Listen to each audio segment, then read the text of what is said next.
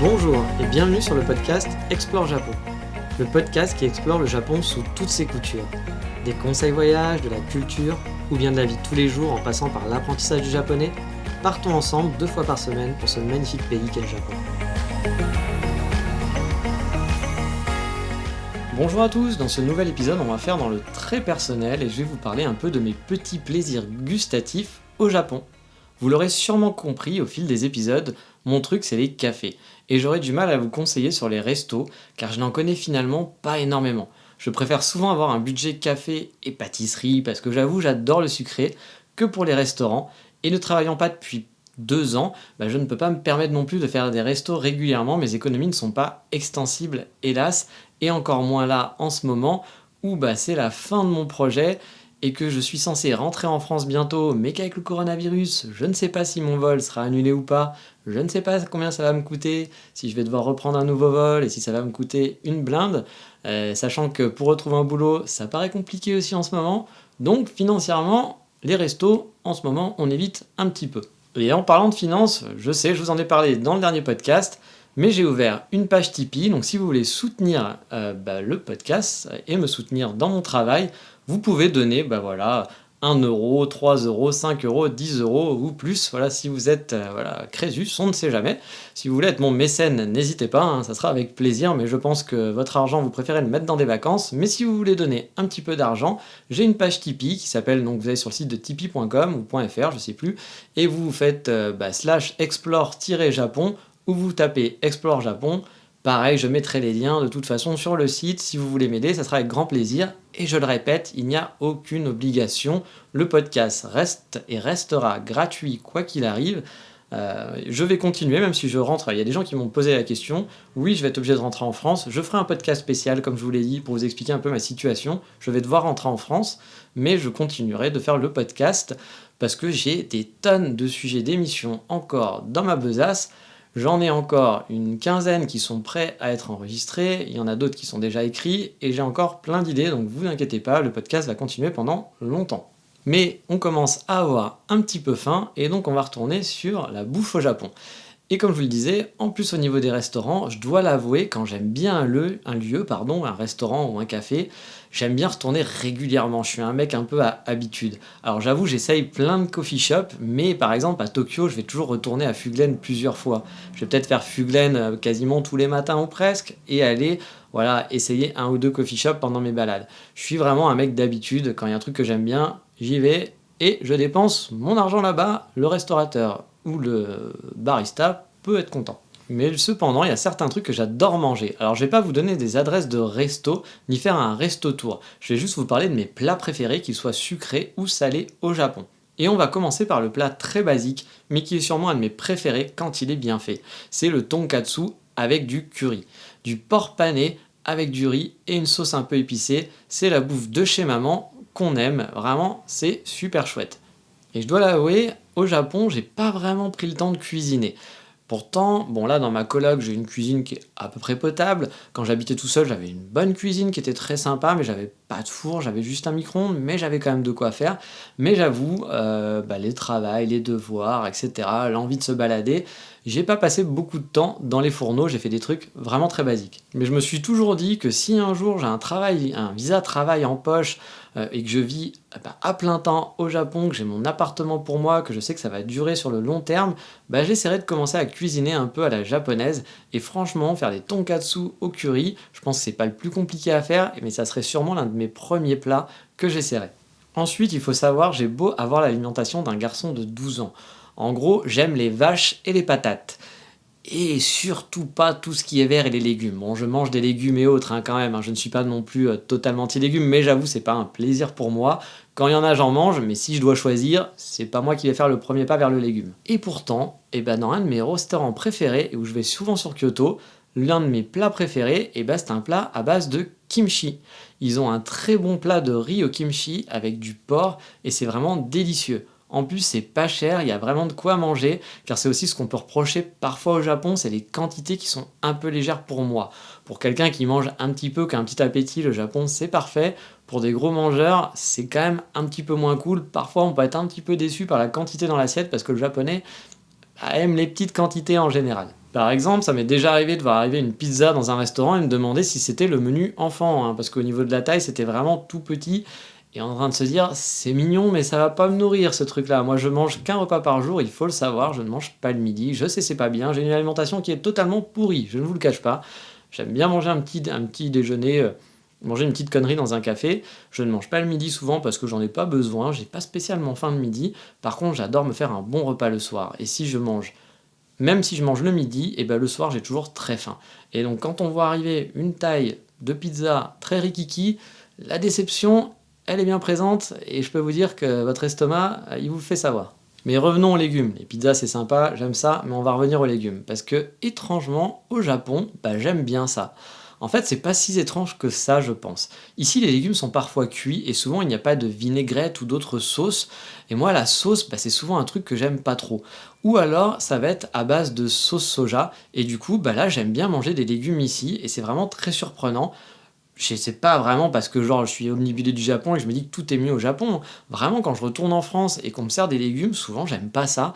Alors qu'ici, je vais avoir du plaisir à les manger. C'est quand même bizarre. Mais en fait, pas tant que ça, comme je vous le disais. Par exemple, la salade en France, dans les restos, je déteste. Il va y avoir une tonne de sauce, de vinaigrette. Je sais que vous allez adorer. Vous allez dire, mais ce mec est totalement fou. Je suis désolé. Effectivement, je dois être fou. Mais ici au Japon, bah, j'ai souvent plaisir de manger de la salade ou bien du chou. Ici, le chou, j'adore ça parce qu'on va pas vous mettre plein de sauce dessus et que au pire il y aura un petit peu de sauce à côté, une sauce soja ou une sauce de je sais pas quoi, vous allez pouvoir tremper votre chou dedans et ça c'est bon, j'aime bien manger ça. Par exemple des feuilles de chou à tremper dans une sauce yuzu, c'est super bon. Mais il faut dire que dans l'ensemble, je trouve qu'on est rarement déçu dans un restaurant au Japon. C'est rare de tomber sur un très mauvais restaurant. Et puis la différence culturelle aussi est bien présente sur ce point-là. Prenez des restos par exemple de gare. En France, clairement, c'est l'endroit à éviter à tout prix. Souvent, ça va pas être bon, ça va brasser du monde, ils vont en profiter pour avoir des prix assez hauts et avoir une qualité qui va pas être top.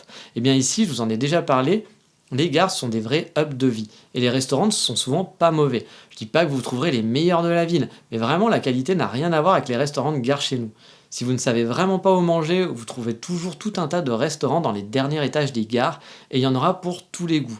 Ça peut aller du très traditionnel japonais à de la bouffe chinoise, de la bouffe italienne, des crêpes. Enfin bref, ça peut éviter les prises de tête et les longues marches dans le froid pour trouver un restaurant qui conviendra à toute la famille. Ensuite, je vais vous parler de deux habitudes que j'ai et où je vais manger quasi chaque semaine. Alors pas en ce moment comme je vous l'ai dit parce que coronavirus oblige, budget qui commence à être faire la gueule et pas sûr que j'ai beaucoup d'argent quand je serai de retour en France et que je retrouve un boulot facilement. Donc en ce moment, pas de resto, mais avant, il y avait un truc que je mangeais tout le temps, c'était des karaage au yuzu. Les karaage, ce sont des morceaux de poulet frits et mélangés donc là à une sauce au yuzu. Et pour moi, c'est un petit bonheur sur terre. Pour vous dire, quand j'étais en Écosse, je rêvais régulièrement de manger des karaage au yuzu à nouveau. J'étais littéralement en manque. Et un des premiers trucs que j'ai fait en rentrant au Japon, à Kyoto, dans le restaurant que j'adore, où je sais qu'ils en servent, c'était un délice. Sur Kyoto, mon autre alimentaire au niveau des restaurants, c'est les kushikatsu. Alors c'est quoi les kushikatsu? Eh bien en fait ce sont des brochettes frites. Alors ça peut être de la viande, tout comme des légumes, voire des choses plus exotiques. Par exemple dans mon restaurant de kushikatsu préféré, il y a des kushikatsu gâteau au chocolat. Oui, du gâteau au chocolat sur une brochette, et tout ça frit. Ou bien il y a même un kushikatsu cheesecake. Et mon préféré là-bas, c'est le chizu. Donc le chizu, c'est le fromage. Cheese, on met un U derrière, et voilà, on est au Japon, le chizu. Donc une brochette de fromage frit. Et ça, franchement, c'est un plaisir sans nom. Alors c'est pas du fromage de super qualité, hein. Ça doit être un genre de kiri ou un truc comme ça, comme le fromage que vous allez pouvoir trouver dans du cheese naan, mais c'est franchement un délice, et en plus ça coûte 100 yens. 100 yens, c'est que dalle, 100 yens la brochette, c'est super. Et la particularité du kushikatsu aussi, c'est qu'il faut faire très attention avec vos brochettes. Votre brochette, on va la tremper, il va y avoir un bol de sauce en fait, et vous pouvez tremper votre brochette dans la sauce, même vous le devez, ce sera meilleur, mais vous ne devez le faire qu'une seule fois, car c'est un pot de sauce qu'on partage avec les autres clients, donc on ne retrempe pas sa brochette une deuxième fois. C'est un vrai régal, en plus la brochette au fromage, donc comme je disais c'est 100 yens, la plupart des autres brochettes sont à 100 yens, il y a les brochettes de viande qui vont être un petit peu plus chères, mais toutes les brochettes de base vont être à 100 yens, et à ce rythme-là, il est pas rare que j'en commande une dizaine de brochettes au fromage, par exemple. Mais vous allez me dire, quand on pense au Japon, on va penser au udon, au ramen, etc. Eh bien moi, ce que j'adore manger ici, c'est de la junk food. Bah ouais. C'est moche, je sais, mais il y a de la très bonne junk food aussi au Japon. Il y a de très bons burgers, de bons hot dogs, et pareil, je vous en ai déjà parlé pour les pizzas. Bon, soyons honnêtes, quand même, les pizzas ici, c'est pas donné. Et c'est pas simple d'en trouver des bonnes avec une taille correcte et pour pas très cher. Pour vous dire, chez un livreur de type Pizza Hut, une pizza toute seule peut vous coûter 30 €, là où vous auriez eu un menu avec 2 pizzas, entrée, boisson en France. Mais heureusement, j'ai mes adresses et je connais une bonne pizzeria pour pas cher sur Kyoto qui me sauve la vie régulièrement. Car oui, les pizzas, c'est la vie, vous le savez. J'ai beau habiter au Japon, j'aime toujours autant manger des burgers, des pizzas, etc. Donc je n'ai pas envie de m'en priver pour autant. Et là maintenant, on va passer dans la partie où vous allez sûrement me détester, mais je n'aime pas les trucs froids. J'ai aucune idée de pourquoi, mais j'aime vraiment pas ça en général. Je pense qu'avant que l'homme invente le feu, j'aurais tenu 2 jours, grand max, avant de mourir de faim, je pense. Donc oui, bah oui, vous avez compris, les sushis par exemple, c'est pas pour moi. Et comble de l'horreur, j'aime pas plus que ça les ramen non plus. Mais j'ai décidé de retenter dans pas longtemps. Bon là, le budget, hélas, est un peu compliqué. J'avais prévu de me dire, allez, sur la fin, on va essayer de se retenter des bons ramen pour essayer de se réconcilier avec. Mais bon, en ce moment, c'est la mode économie, donc peut-être que j'en ferai un, on verra. Mais voilà, j'aurai pas vraiment l'occasion de tenter les meilleurs ramen du coin. Car oui, j'ai beau avoir une alimentation, comme vous le voyez, très, on va dire, pas très correcte, j'aime bien retenter les choses que je n'aime pas. Donc les ramen par exemple, bah, j'ai envie de retenter parce que j'ai jamais trop kiffé les ramen, mais je me dis voilà, les goûts ça change avec le temps, mes goûts changent avec le temps, et j'aime bien de temps en temps essayer. Par contre, je fais partie de ces gens qui vont pas se forcer quand ils aiment pas. S'il y a quelque chose que je n'aime pas manger, je vais pas me forcer à le manger pour faire comme tout le monde, parce que c'est bien de manger ça, parce que c'est bien de manger ci. Si je n'aime pas, je n'aime pas. Pour moi, manger, c'est un plaisir. Donc si j'ai pas de plaisir à manger, bah, je vois pas l'intérêt de manger. Et attention, justement, pour illustrer tout ça, grosse révélation, il y a encore 4 ans, je n'aimais pas le café. Alors oui, je sais, vous êtes en train de dire ce mec se fout de notre gueule. Il nous parle de café sans arrêt dans ses podcasts et il est en train de nous dire qu'il y a 4 ans, il détestait le café. Bah oui, j'aimais pas le café avant, et puis un jour j'ai découvert des vrais coffee shops avec du vrai bon café. Alors ce que j'appelle du vrai bon café, après encore une fois, hein, c'est les goûts et les couleurs, hein. Il y a des gens qui préfèrent le petit noir du bar PMU. Moi j'aime bien les cafés de coffee shop, les noirs du bar PMU, je déteste ça. Et bah du coup, là-bas, j'ai vraiment appris à apprécier le café, et maintenant, bah, vous le savez, hein, une grosse partie de mon budget part dedans. Bref, changer, réessayer, ça fait pas de mal de temps en temps. Mais je vous avais prévenu, hein, je ne suis pas le plus fin des gourmets. Par contre, j'ai un petit niveau sur quelque chose, je pense, où là-dessus, on peut pas trop me concurrencer, c'est les gâteaux et les autres pâtisseries. Et les Japonais, franchement, ne sont pas en reste. Alors bien sûr, il y a plein de pâtisseries raffinées beaucoup moins sucrées que chez nous. Mais bon, je suis un bourrin, moi j'aime les bonnes grosses pâtisseries bien sucrées, et ici il y a de quoi vraiment se faire plaisir. J'avais souvent entendu dire avant mon premier voyage que au Japon, bah voilà, il y avait des pâtisseries, qu'elles étaient bonnes, mais qu'il fallait s'habituer parce qu'elles n'étaient pas sucrées. C'est vrai qu'il y a des pâtisseries traditionnelles qui sont pas très sucrées, et du coup on n'est pas habitué. Mais si vous voulez bouffer du sucre et bouffer des trucs un peu bien gras, très bons, il y a de quoi faire aussi, hein, vous inquiétez pas, hein, si c'est pas les derniers, hein, ils sont pas en reste là-dessus. Et en vrac, par exemple, j'ai mangé le meilleur banana cake de ma vie sur Kyoto, avec une sauce au tofu, un cake vegan. Alors, je vous ai dit, hein, moi, je suis pas spécialement dans la mouvance vegan. Encore une fois, chacun fait ce qu'il veut, hein. Moi, j'ai aucun problème avec les gens qui sont véganes, avec les gens qui ne le sont pas, etc. Mais moi, j'avoue, bon, c'est pas ma mouvance. Mais voilà, je me suis dit, je vais tester, ça avait l'air bon. Et je dois avouer que j'étais pas convaincu quand même, parce que le tofu, je mettais une sauce au tofu. Ouais, ça fait pas trop rêver. Moi, le tofu, ça m'a jamais fait super rêver.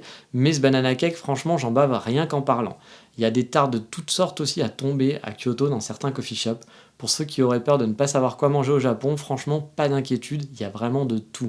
Il y a même de plus en plus d'offres, comme je vous le disais, pour les véganes dans mon précédent podcast, ou même des offres qui sont de plus en plus grandes halal, même si c'est pas vraiment quelque chose à la mode ici non plus, car ici, bah, comme je dis, on adore manger de la viande, on adore manger du porc, donc ça va être un peu compliqué pour vous si vous êtes vraiment vegan pur et dur, ou si vous cherchez de la viande halal, mais il va falloir préparer en avance, vous n'allez pas en trouver à tous les coins de rue, mais vous pouvez trouver quelques restaurants dans les grosses villes sans problème.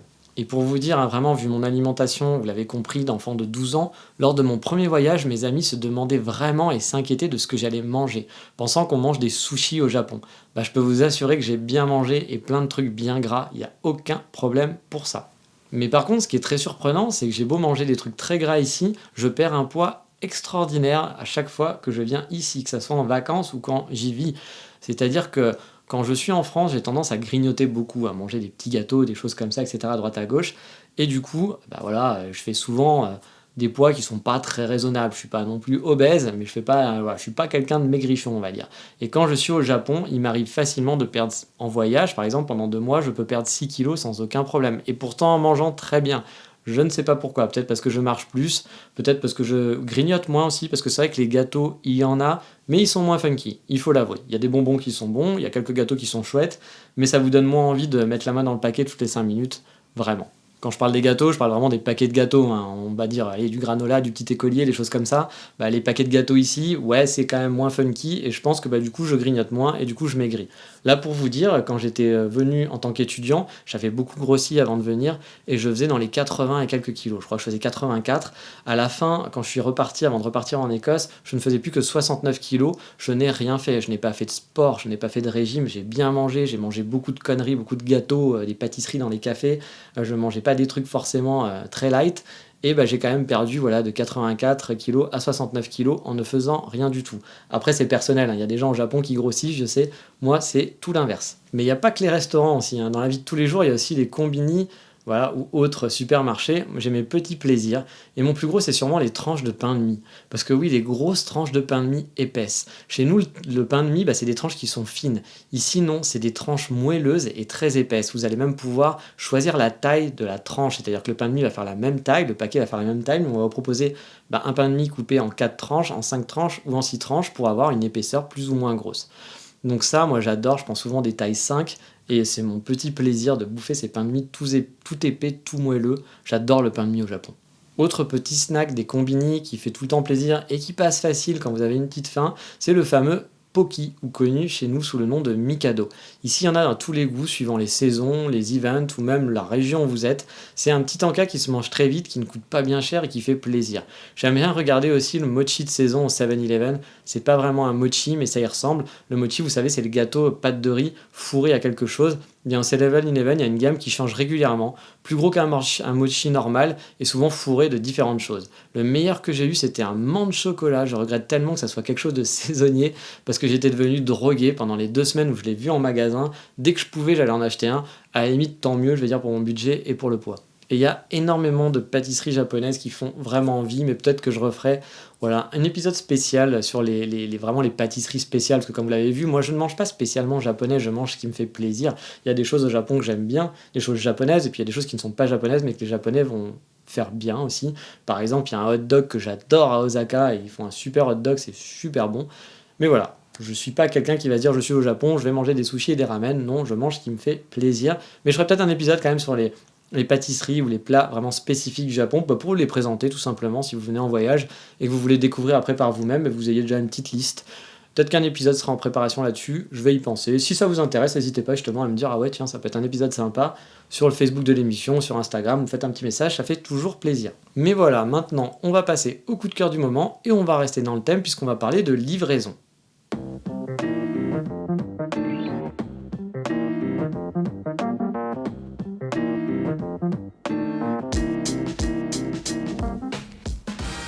Bah oui, peut-être que vous aurez une grosse flemme après vous êtes baladé et que vous n'aurez pas envie de manger de la bouffe du combini, mais préférez manger un repas un peu plus travaillé.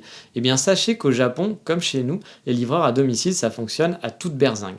Et le plus connu utilisé ici, c'est Uber Eats. On peut même se faire livrer son café préféré ou bien du McDo par Uber Eats. Il suffit d'avoir l'application Ezu. Donc si vous souhaitez manger un peu local, essayez des restaurants sans avoir à traverser la ville, ça peut toujours être une option de secours.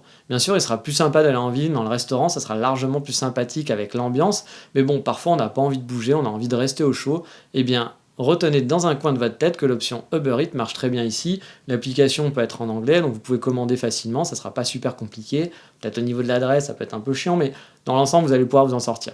Donc, gardez ça en tête, ça peut être un truc sympa, vraiment, si vous avez la grosse flemme. Mais voilà, c'est terminé pour cet épisode, et dans le prochain, on fera encore un épisode personnel, vu que je vous parlerai des endroits que je n'ai jamais visités au Japon, et où j'aimerais bien passer quelques vacances. Mais ça sera pour la prochaine fois. Ciao, mata, bye bye.